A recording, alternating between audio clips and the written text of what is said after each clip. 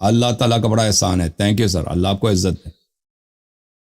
اللہ یاری صاحب، یہ ہماری خوش قسمتی کہ آپ سے بات ہو رہی ہے. کافی عرصے سے ماشاءاللہ آپ کے یہ پروگرام دیکھ رہا ہوں یوٹیوب پہ. اللہ پاک نے آپ کی وجہ سے بہت سے سنی مومنوں کے دلوں میں قرآن کو اور اہل بیت کی شان کو اتارا ہے. اللہ پاک آپ کے درجات کو بھی بلند فرمائے، اور تھینک یو سر. دعا ہے کہ اللہ پاک آپ کی یہ کاوشیں جو ہے نا اس میں مزید رنگ لائیں. میں سنی تھینک یو. سید ہوں، جی. اور ایک عرصہ سے اس تلاش میں اور اس کھوج میں رہا ہوں.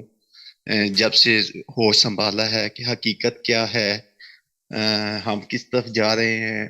کیونکہ بچپن سے میں ایک بریلوی مسلک سے تھا. میرے جی. والد محترم ایک بریلوی عالم تھے. میں ماشاء نے اللہ. تو وہاں پہ پروان چڑھا ہے. تو بہت سی چیزیں ایسی جن کا ہمیں بہت بعد میں جا کے پتہ چلا، انہی کو فالو کرتے چلے آئے. اور پھر ماشاءاللہ آپ کی اور کئی اور ہمارے فقہ جعفریہ کے علماء کی تقاریر سننے کے بعد اللہ پاک نے بہت سی چیزوں سے پردے ہمارے اٹھائے، اور ماشاء اللہ. نور ہمارے قلب میں جو ہے نا منور فرمایا. جزاکم ماشاء اللہ خیرہ. اللہ. اللہ آپ کو میں عزت. تو بس، اور کیا آپ نے ماشاءاللہ آپ کا آج کا ٹاپک بھی بہت اہم اور آج کل کے حساب سے تھا. بلکہ میں ابھی تھوڑی دیر پہلے تراویح کی نماز ہی پڑھ کے واپس آیا تھا، تو مجھے میسج ملا کہ آپ جوائن کریں. تو ماشاء الحمدللہ آپ کی جو پہلے کا خطاب سارا سنا میں نے، تو اللہ. ہوپ فلی کہ میں دوبارہ اس چیز کو الگ سے پڑھوں گا ماشاء جماعت کے ساتھ انشاءاللہ. ماشاءاللہ آپ کی اللہ. دلائل نے بڑا مجھے اس چیز پہ کنوینس کیا ہے. تو الحمد. الحمدللہ آپ کی جتنی بھی پروگرام ہوتے ہیں ان کو میں بڑے شوق سے اور بخوبی سنتا ہوں. کچھ دل میں تشنگی رہ جاتی ہے. میں بہت عرصے سے کوشش کر رہا ہوں کہ کنورٹ ہوں.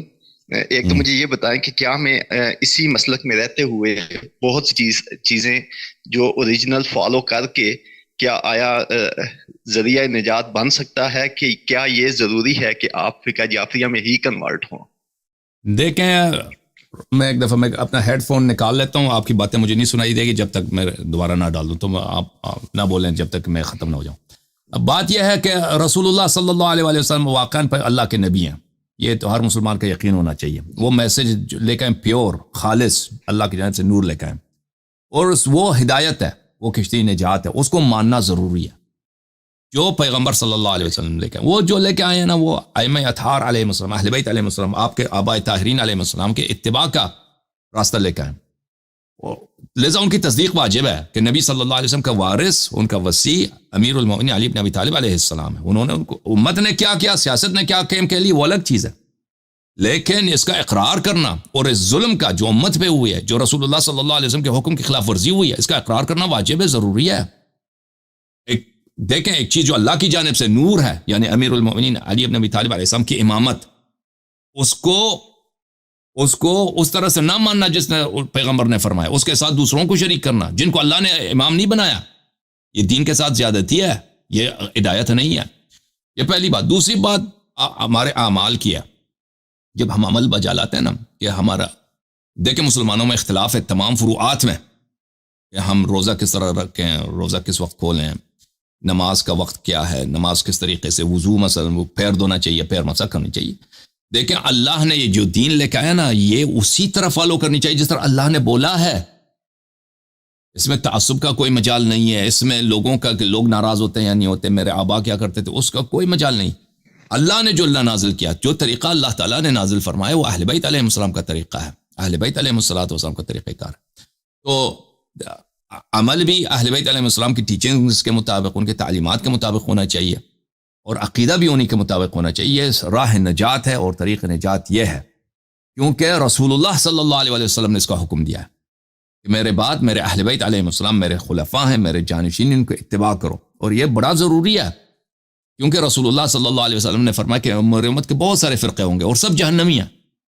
یہ کوئی چھوٹی بات نہیں ہے، یہ بہت بڑی بات ہے کہ سب فرقے جہنمی ہیں سوائے ایک فرقے کے. تو انسان کو، جو بھی انسان، اگر قیامت سے انسان ڈرتا ہے، بہت سارے لوگوں کو تو فکر ہی نہیں، پرواہ نہیں قیامت کی، اگر انسان واقعی اس فکر میں ہے کہ میں قیامت کے دن محشور ہو جاؤں اس حالت میں کہ اللہ مجھے معاف کرے، اللہ مجھ سے راضی ہو، تو وہ پیغمبر صلی اللہ علیہ وسلم کی یہ بات اس کے ذہن میں ہونی چاہیے کہ یہ انسان کو وہ صحیح طریقہ، وہ صحیح فرقہ، وہ صحیح مسلک جو اہل نجات ہے 73 فرقوں میں سے وہ اہل نجات ہے، اس کو ڈھونڈنا چاہیے، اور وہ میرے بھائیو طریق ائمہ اثنی عشر علیہم السلام ہے، 12 ائمہ علیہ السلام کی اتباع۔ جی میرے بھائی۔ جی بالکل آپ نے صحیح فرمایا۔ اور اگر میرا کوشچن اسی طرح تھا کہ اگر ہم اسی مسلک میں رہتے ہوئے جس میں ہوں، اہل بیت علیہ السلام کو ہم اسی طرح سے مانیں کہ جس طرح سے ایک فقہ جعفریہ کا بندہ مان رہا ہے، بلکہ ہم اپنی پوری کوشش کریں کہ ان کے تمام اقوال کو، ان کی تمام ہدایات کو اپنی زندگی میں لاگو کریں، لیکن اگر ہم اتنا ہمارے اندر ضعف نہ ہو یا کچھ ایسا آپ کہہ لیں کہ سوسائٹی کو آپ اتنا زیادہ فیس نہ کر سکتے ہو، تو کیا اس میں رہ کے یہ چیز نہیں ہو سکتی؟ اور سیکنڈلی بالکل بات آپ کی میں سمجھ رہا ہوں میرے بھائی۔ دیکھیں جو لوگ دیکھیں وہ اپنے مسلک میں رہ کر مذہب اہل بیت علیہ السلام کو اسی طرح فالو کرنا چاہتے ہیں جس طرح ایک جعفری فالو کرنا چاہتا ہے، بالکل اس بات کی اجازت ہے۔ دیکھیں ہم جس معاشرے میں رہتے ہیں، معاشرے میں اکثریت جاہلوں کی ہے، اور ان کے لیے اب تشیع کا اعلان کرنا اور کہ میں کلم کلا شیعہ ہو گیا ہوں، یہ بہت سارے پرابلمز کا سبب بن جاتا ہے۔ رشتہ دار انسان کے دشمن بن جاتے ہیں، بیٹیوں کی شادی نہیں ہوتی وغیرہ، مشکلات بہت زیادہ ہیں کاروبار وغیرہ میں۔ تو بالکل یہ دیکھیں اہل بیت طاہرین علیہ، جب رسول اللہ صلی اللہ علیہ وسلم آئے تھے نا معاشرے میں مکہ مکرمہ میں، تو وہاں پہ مشرکین بہت زیادہ تھے۔ اگر کوئی مسلمان بنتا تھا نا تو اس کو مارتے تھے، قتل کرتے تھے لوگ۔ تو پیغمبر صلی اللہ علیہ وسلم نے اپنے اصحاب کو یہی سکھایا کہ تم ضروری نہیں ہے کہ تم ہمیشہ اعلان کرو کہ میں مسلمان ہو گیا ہوں، تم ان کے ساتھ جا کر کہہ دینا بھائی کہ میں تمہارے خدا کو مانتا ہوں، میں تمہارے رب کو مانتا ہوں، لیکن اپنے دل میں اپنے ایمان کو ثابت رکھنا، ان کی باتوں کی تصدیق نہ کرنا۔ تو حضرت عمار جو تھے، عمار یاسر رضی اللہ تعالی عنہ، کفار نے ان کو پکڑا، مارنے کی بہت ان کو مارا کہ تم بولو، اور وہ مجبور ہو کے اس نے کہا کہ میں تمہارے خدا کو مانتا ہوں۔ اس نے جو مکہ کے بت تھے نا ان کی تعریف کی کہ میں ان بتوں کو مانتا ہوں، یہ تو بڑے اچھے بت ہیں، یہ تو میرے آبا کے بت ہیں، ہمارے پورے خاندان اسی دین پر ہے۔ تو انہوں نے وہ خوش ہو گئے، اس کو چھوڑ دیے۔ تو وہ نبی صلی اللہ علیہ وسلم کے پاس روتا ہوا آیا، کہا یا رسول اللہ مجھ سے برداشت نہیں ہو سکا، ان لوگوں نے مجھے اتنا تنگ کیا، اتنا مارا ہے مجھے، آخر میں مجھے کہنا پڑا کہ میں ان کے خدا ہوں۔ پیغمبر صلی اللہ علیہ وسلم نے پوچھا کہ تیرے دل میں کیا، میں اپنے دل کا بتاؤ۔ اس نے کہا میرا دل تو بالکل اللہ وحدہ لا شریک کو مانتا ہے، آپ کو مانتا ہے، ان کو نہیں مانتا۔ پیغمبر صلی اللہ علیہ وسلم نے فرمایا تم نے بہت اچھا کام کیا، آئندہ بھی اسی طرح کرتے رہو۔ تو عرض یہ ہے کہ انسان کو چاہیے کہ وہ اہل بیت علیہ السلام کو فالو کرے، لیکن سوسائٹی میں انسان کی بہت ساری مجبوریاں ہوتی ہیں، ان مجبوریوں کو اہل بیت علیہ السلام نے تقیہ کا حکم دیا، اور تقیہ کا اتنا ثواب ہے حدیث میں کہ جو شخص تقیہ کرتا ہے وہ اس طرح کہ وہ رسول پاک صلی اللہ علیہ وسلم کے ساتھ جہاد میں ہے، اور پیغمبر صلی اللہ علیہ وسلم کے آگے اس کے ہاتھ میں تلوار ہے، اور وہ پیغمبر کا دفاع کر رہا ہے اور مشرکین کو قتل کر رہا ہے۔ تقیہ کرنے کا اتنا بڑا ثواب ہے۔ جی میرے بھائی۔ ماشاءاللہ، بس آپ کا زیادہ وقت نہیں دوں گا، میرے دوسرے بھائیوں کے بھی بڑے اچھے سوال ہوں گے۔ ایک چیز صرف اور یہ جاننا چاہوں گا کہ آپ ماشاءاللہ جو آپ نے یہ پلیٹ فارم بنایا ہوا ہے، اس میں بہت اکثر میں دیکھا جاتا ہے کہ اصحاب ثلاثہ کی تنقیص بہت زیادہ بیان کی جاتی ہے۔ کیا ایسا نہیں ہو سکتا کہ وہ جو لوگ اس دنیا سے گزر چکے ہیں ان پہ تبرہ یا اس طرح کی چیز کرنے کی بجائے ہم فروعی مسائل یا کچھ ایسی چیزیں جو آج کل کے لوگوں کو اور آنے والی نسلوں کے لیے بہتر ہوں، بنسبت اس کے کہ ہم پاسٹ کو زیادہ یاد کریں اور اسی چیز کے اوپر اگر ٹائم گزاریں، ہم آج کل کی اور آئندہ کی نسلوں کو تیار کرنے کے لیے کچھ ایسی چیزیں جو کہ جیسے یہ ابھی اختلافی مسائل تھے، اس میں سے تراویح اور یہ چیزیں لوگوں کے مائنڈ میں یہ چیز کنسیپٹ کلیئر ہوتے جائیں اور یہ ان چیزوں کو ترک کرنے کی طرف لوگ آئیں، بنسبت اس کے کہ کچھ ایسی چیزیں انشاءاللہ آپ کی تجویزوں پر غور کریں گے۔ اللہ آپ کو جزائے خیر دے میرے بھائی، اللہ آپ کو عزت دے، جزاک اللہ، اللہ آپ کو سلامتی دے میرے عزیز، اللہ عزت دے۔ تھینک یو سر، میں آپ کا دعا گو ہوں۔ میں معافی چاہتا ہوں میں اپنے ناظرین سے کہ آج میرا ہیڈ سیٹ صحیح کام نہیں کر رہا، تو مجھے اتار کے دوبارہ لگانا پڑتا ہے کیونکہ مجھے اپنی آواز سنائی دیتی ہے۔ السلام علیکم۔ وعلیکم السلام، کیا کیسے ہیں؟ خیریت سے ہیں؟ میں کیا حال چال ہے؟ اللہ تعالیٰ کا احسان ہے۔ کہاں سے کال کیا بھائی؟ میں جی ضلع راولپنڈی سے پاکستان. ضلع راولپنڈی پاکستان. اللہ آپ کو سلامتی دے. حکم کریں, کیا کہنا چاہتے ہیں؟ میں آپ اس طرح کریں کہ متع کی فضیلت پہ کوئی بات کر دیں. متع کی فضیلت پہ موضوع ہمارا آج ہے تراویح. تراویح, ٹھیک ہے. ہاں, مطلب پہلے متعین کرنا پڑتا ہے موضوع. آج ہم نے تراویح کے متعلق بات کیا. میں نے کہا شاید متعین نہیں ہے, جو بھی بات کرنے کر سکتے ہیں. اچھا ٹھیک ہے, اگر آپ کا کوئی سوال ہے تو کر لیں بھائی, کوئی سوال کسی موضوع پہ تو کر لیں.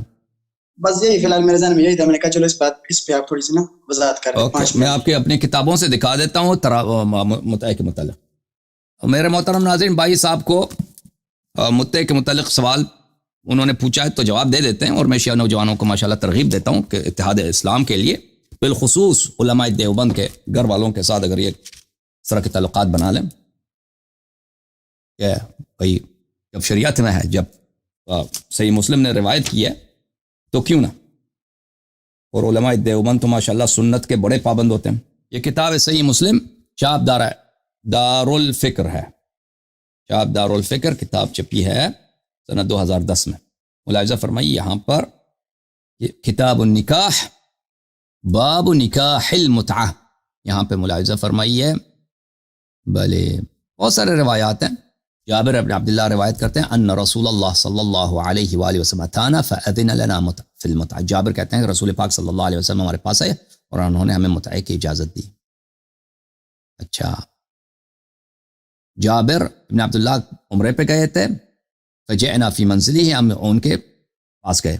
فسألہ القوم عن اشیاء ثم ذکروا المتعہ, لوگوں نے بہت سارے مطالب کا ذکر کیا, پھر لوگوں نے متعہ کے متعلق اس سے سوال کیا. انہوں نے کہا نعم استمتعنا علی عہد رسول اللہ صلی اللہ علیہ وآلہ وابی بکر وعمر, ہم نے متعہ کیا کس کے زمانے میں؟ رسول پاک صلی اللہ علیہ وسلم کے زمانے میں اور ابو بکر کے زمانے میں. اچھا, یعنی بعد میں عمر منع کیا تھا. ایک اور چیز میں آپ کی خدمت میں دکھاؤں کہ بھائی صاحب کی خدمت میں, تاکہ بالکل ان کا دل خوش ہو جائے, طبیعت بالکل صاف ہو جائے. میرے محترم ناظرین, کتاب ہے مسند ابی داود الطیالسی, مسند ابی داود الطیالسی, چھاپ دار حجر, الجزء الثالث, کتاب چھپی ہے سنہ 1999 میں. یہاں پہ آپ کو لے کے چلتے ہیں میرے محترم ناظرین صفحہ نمبر 208 میں, صفحہ نمبر 208, مسند ابی داود الطیالسی, ما روت اسماء بنت ابی بکر, حدیث نمبر 1742. اس میں حاشیہ نمبر 3 دیکھیے, حاشیہ نمبر 3, حدیث صحیح, حدیث صحیح, حدیث صحیح. دخلنا على اسماء بنت ابی بکر, مسلم القری کہتے ہیں کہ ہم اسماء بنت ابی بکر کے پاس گئے. اسماء کون ہے؟ ابو بکر کی بیٹی ہے, عائشہ کی بڑی بہن ہے. اسماء عائشہ کی بڑی بہن, ابو بکر کی بیٹی. فسألناها عن متعة النساء, ہم نے پوچھا کہ عورتوں کے ساتھ متعہ کا کیا چکر ہے, کیا حساب ہے, عورت کے ساتھ متعہ کریں. فقالت فعلناها, اس نے کہا ہم تو یہ کرتے رہے. ان کی جو خالہ ہے نا, محمد عثمان کا خالہ, عائشہ تو ان کی ماں ہی ہے, تو عثمان کا خالہ ابو بکر کی بیٹی. فعلنا یہ ان کا طریقہ یہی تھا بھائی. علی عہد النبی صلی اللہ علیہ وسلم, رسول صلی اللہ علیہ وسلم کے زمانے میں یہ تو ہم کرتے تھے. اب اس کے ساتھ کون کرتا تھا, یہ کس کے ساتھ کرتی تھی, ٹھیک ہے نا, وہ خیر. یہ حاشیہ نمبر 3, حدیث صحیح, حدیث صحیح ہے بھائی, ٹھیک ہے نا. اور بات کس کی ہو رہی ہے؟ متعۃ النساء کی ہو رہی ہے. تو محمد عثمان بھائی, آپ کی بہت تمنا تھی نا کہ متعہ کے متعلق بات کریں, یہ آپ کے لیے متعہ کی بات. چلیں, اللہ تعالیٰ آپ کو عزت عطا کریں. اہل بیت کی تعلیمات پہ خدمت آپ کی بہت کارآمد ہے, اور پچھلے کچھ عرصے میں ابھی یوں ہی کہہ لیں کہ کچھ مختصر ویڈیو سے آپ کا تعارف ہوا. تو ابھی مناسبت موقع کے حساب سے جو آپ نے آج ٹاپک رکھا, اس کے ایک سوال ہے میرا مختصر سا, کہ تراویح اگر ہم قیام اللیل کرتے ہیں, اور جیسا کہ ہماری تعلیمات ہمیں بزرگوں سے ملی, ہم نے بہت زیادہ قرآن کو یاد نہیں کیا, تو ہم قیام اللیل کو مختصر آیات جو ہمیں یاد ہیں ان کی مطلب ان کو ہم پڑھ کے, تو ہم قیام اللیل میں جو رکعت ہم 8 رکعت ادا کرتے ہیں, تو وہ قیام اللیل کا جو وقت ہے وہ مختصر ہو. بھائی یہ کوئی حدیث ودیث نہیں ہے کہ پوری قرآن کو آپ نے اس نماز میں پڑھنی. یہ بھی ایک بدعت لوگوں نے شروع کیا کہ پوری نماز کو ہم پورے قرآن کو ہم نے نماز میں پڑھنی. یہ رسول اللہ صلی اللہ علیہ وسلم کی حدیث یا سنت نہیں ہے. وہ پوری قرآن کو اول سے آخر تک ایک ہی نماز میں یا مختلف راتوں میں نماز میں ختم کرتے تھے.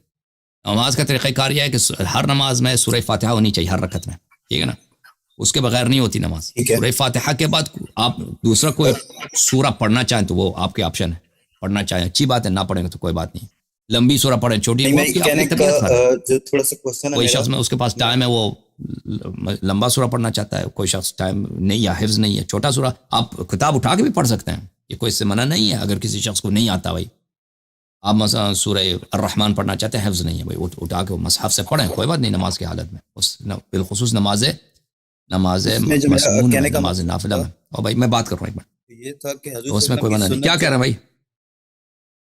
میرے کہنے کا مقصد یہ تھا کہ حضور صلی اللہ علیہ وسلم کی سنت اور اہل بیت کی سنت قیام اللیل میں نصف رات یا ایک تہائی رات پہ قیام اللیل کرنا, تو ہم تو اس پہ عمل نہیں کر سکتے کیونکہ ہمارے جو میموریز ہیں, ہم نے قرآن کو زیادہ یاد نہیں کیا. تو ہم اگر قرآن پڑھتے رہتے ہیں متواتر نوافل کے ساتھ, تو وہ بھی ہمارا قیام اللیل نصف رات میں بالکل بالکل بالکل. انسان جو نماز پڑھے, نماز پڑھنے سے پہلے, نماز پڑھنے کے بعد, یا 2-4 رکعت پڑھنے کے بعد آدھا گھنٹہ قرآن پڑھے, یا 8 رکعت پڑھے, پھر بیٹھ کے مثلا 1 گھنٹہ, آدھا گھنٹہ, 15 منٹ, بہترین کام ہے. ماہ رمضان میں دن کو قرآن پڑھے, رات کو قرآن پڑھے, بالکل. ایک اور سوال ایڈ بہترین کرنا کام ہے, یہ سنت ہے, یہ اس کی بہت تاکید ہے قرآن مجید کی تلاوت ماہ رمضان میں. ایک سوال اور ایڈ کرنا چاہوں گا. میں اس ٹائم موجود ہوں سندھ کے ایک ایریا جو کہ کچا کے پاس کاؤنٹ ہوتا ہے, کندکوٹ کشمور. یہاں پہ بہت زیادہ کرائم زیادہ ہیں, کڈنیپنگ اور اس طرح کی سنیچنگ, یہ معاملات. میں بذات خود پنجاب سے ہوں, یہاں پہ کام کر رہا ہوں, تو اس وجہ سے میں باہر نہیں نکل سکتا. میں خود پہ پابند رکھتا ہوں کو, بلڈنگ کے اندر, آفس کے اندر موجود رہتا ہوں, یہیں پہ میری رہائش ہے. تو اگر میں نماز باجماعت ادا نہیں کر پا رہا, تو اس پہ مجھے قرآن اور حدیث میں کوئی دلیل ملتی ہے کہ میں اس کو آسانی سے ادا کروں؟ کوئی ضروری نہیں انسان نہ جماعت کے ساتھ پڑھے, یہ ٹھیک ہے نا, کوئی ضروری نہیں. آپ بالکل فرادا پڑھنا چاہیں فرادا پڑھنا. ٹھیک ہے. آخری سوال میرا کہ اگر میں چاہتا ہوں کہ میں اہل بیت کی تعلیمات کو پڑھوں تو ان پہ عمل کروں, اور 1400 سال سے بہت سی جامع کتب موجود ہیں, بہت سا ذخائر موجود ہیں انفارمیشن کے, تو کون سی ایسی کتاب آپ سجیسٹ کریں گے ہم ان لوگوں کے لیے جو نئے اہل سنت کو طلاق دے کے اس طرف آئے ہیں, کہ کوئی سی ایسی کتاب جو جامع ہو جس پہ ہم پڑھیں اور عمل کریں؟ تو اس کے لیے آپ کیا ریکمینڈ کریں گے؟ اردو کتابوں کا مجھے اتنا نہیں آتا, میں آپ کا شرمندہ ہوں. آپ ہمارے گروپ میں آ جائیں نا, واٹس ایپ گروپ کا ہی ایک ہے اللہ یاری گروپ, اس میں بہت سارے لڑکے حضرات ہیں, نوجوان ہیں وہ, اور جوان ہیں اور بزرگ بھی ہیں جو اردو کتابوں کو جانتے ہیں. میں تو اردو کتاب پڑھتا نہیں ہے, کون سی کتابیں چھپی ہیں نہیں چھپی مجھے نہیں معلوم. آپ ادھر سے پوچھ لیں نا تو وہ آپ کو بہت سارے کتابوں کا حوالہ دیں گے, ٹھیک ہے نا. مجھے اردو کا نہیں معلوم کتابیں کون سی بازار میں کون سی ملتی ہیں. عربی میں بھی اگر ریکمینڈ کرتے ہیں تو عربی میں تو بہت ساری کتابیں ہیں نا. عربی میں آپ کو بتاتا ہوں کہ آپ کے لیے عربی میں کوئی شخص پڑھنا چاہے جو اتنی جامع ہو. ایک منٹ بھائی, ایک منٹ. ٹھیک ہے, ٹھیک. کیا کہہ رہے ہیں؟ میں یہ کہہ رہا ہوں کوئی ایسی کتاب جو اتنی جامع ہو کہ اس کے اندر ہمیں زیادہ سورس اور زیادہ انفارمیشن مل جائے, اور پھر ہم اس سے ریلیونٹ باقی کتابوں پہ جا سکیں. اچھی کتاب ہے ہدایت الاحکام, ہدایت الامہ الی احکام الائمہ, ہدایت الامہ الی احکام الائمہ, شیخ حر عاملی رحمۃ اللہ علیہ کی بہترین کتاب ہے.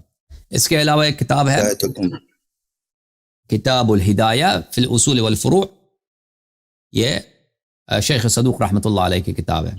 یہ دونوں کتابیں اچھی ہیں. اوکے, ٹھیک ہے حضرت, تھینک یو سو مچ, جزاک اللہ. اللہ آپ کو عزت دے. Thank you.